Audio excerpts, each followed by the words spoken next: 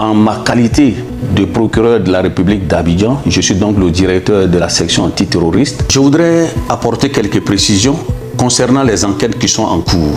Et je dis et je le répète, à la lumière des différentes déclarations qui ont été faites devant les officiers de police judiciaire, nous retenons qu'il ne s'agit pas d'une simple marche de protestation contre un arrêté préfectoral qui a interdit la manifestation du 11 octobre 2025.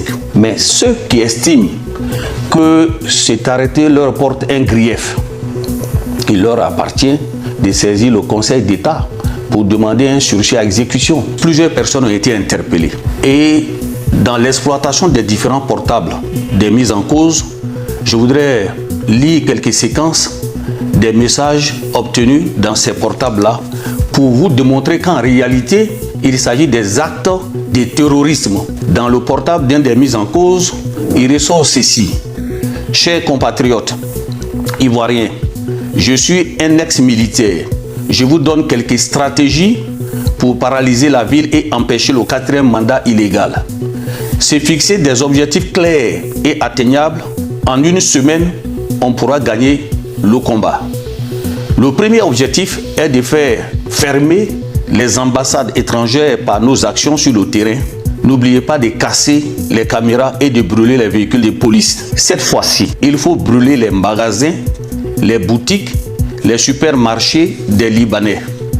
Dans les villes de l'intérieur, il faut brûler les voitures de police, les préfectures, commissariats, magasins des Libanais et Français. Il faut mettre le feu à tous les carrefours de nos quartiers pour empêcher la police de rentrer et créer des groupes stratégiques dans chaque secteur.